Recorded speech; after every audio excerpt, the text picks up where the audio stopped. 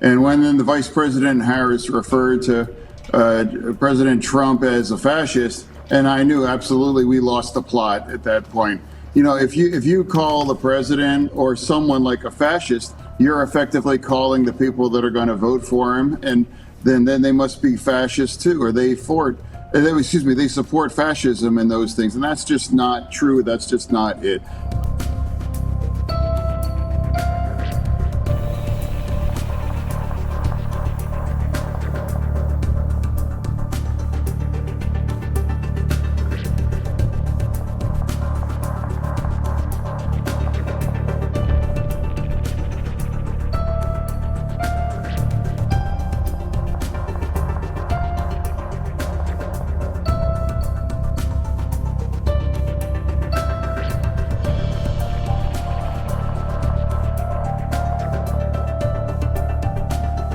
I refuse to do those kinds of a thing, because that kind of extreme kinds of rhetoric makes it easier for those kinds of extreme kinds of actions. Even we're forgetting that we need each other. We need each other here.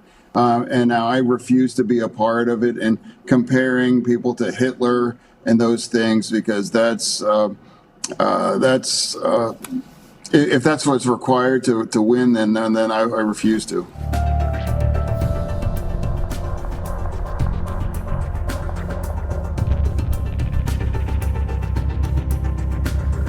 You've quoted General Milley calling Donald Trump a fascist. You yourself have not used that word to describe him. Let me ask you tonight, do you think Donald Trump is a fascist? Yes, I do.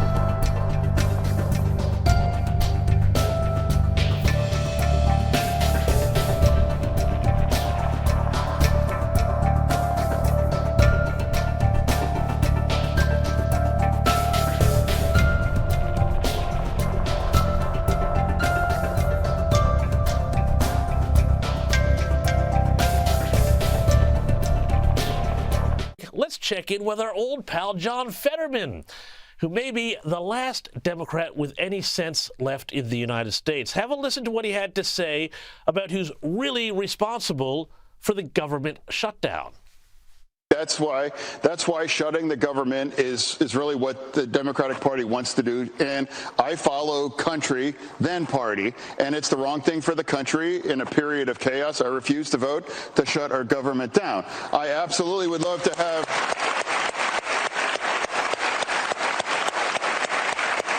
I would love to have a conversation about extending the tax credits for health care. Absolutely. But I would remind everybody, too, this was designed by the Democratic Party to expire at the end of the year. This is not something taken by the Republicans. They were designed to expire. Now let's have a conversation to extend it and not shut our government down. If ever there was a case of don't judge a book by its cover, it was John Fetterman. I mean, imagine that. Caring about America rather than your party. That's great stuff, and you love to see it.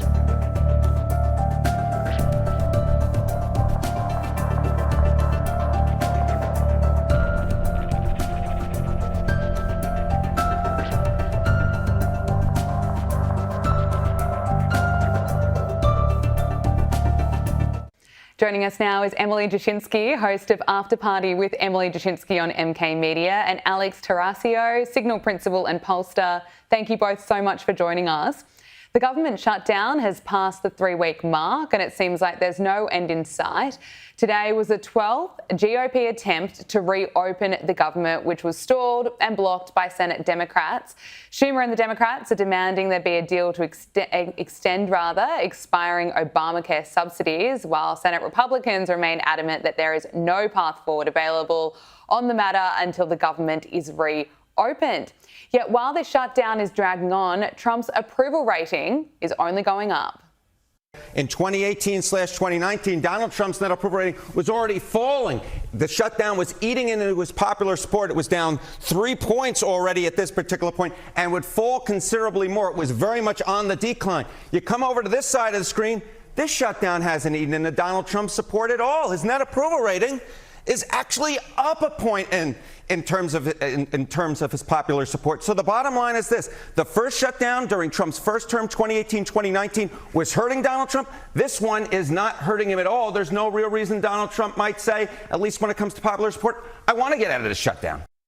It's interesting, the latest Reuters Ipsos poll also shows that 42% of Americans approve of Trump's performance in office, which is up 2 points from the survey conducted earlier this month. Alex, let's start with you. What do you make of the boost in popularity amid the shutdown? I think it's indicative of a few things. First, Donald Trump had a really big win just a little while ago, and that is the Gaza peace deal. In particular, when you're looking at the sample for this poll, this was of all adults. And I know for Australian audiences where you have compulsory voting, this may not be a factor. But for Americans, if you're polling all adults versus registered voters versus who my firm tends to poll, which is likely voters, you do get pretty different results. And all adults means you'll get people that are less engaged. They are the 30% or more of Americans who are less likely to vote in an election. Those are younger. And those are people who aren't watching the news as much. For those people, Gaza broke through, and Trump did increase his popularity with them. Those are also the kinds of people who voted for him in 2024, lower propensity voters, especially young people. And so he got a real win with them. I saw that in the Quinnipiac data that had him negative on nearly every issue, but he had swung to +6 on his handling of Israel and Gaza compared to -25 the last time they had polled on that issue. So that was a real win for him. And I think that's really why his numbers have increased so much. Yeah, well, it's such a historic achievement. Emily, I want to get your thoughts. Would you say the shutdown's also hurting Democrats? Well, most polling shows that Democrats aren't getting the blame for this, which I think is a pretty interesting glimpse into the media coverage phenomena, because we've seen however many government shutdowns in the past couple of decades where Republicans are the ones proudly withholding their votes from passing the funding bill. And in this case, that's Democrats. And so I think the media has helped Democrats escape the blame for this. But one of the across the board realities that we've learned from the last 2 decades of shutdown politics is that they really do not matter in the midterm elections, especially when those elections are more than a year into the future. They can contribute to the vibes of kind of the grassroots of either party and the base. But at the end of the day, people have concerns that include affordability, that include being able to pay their bills, that include really like meat and potatoes, material concerns. And a year from now, people aren't going to be thinking about this government shutdown.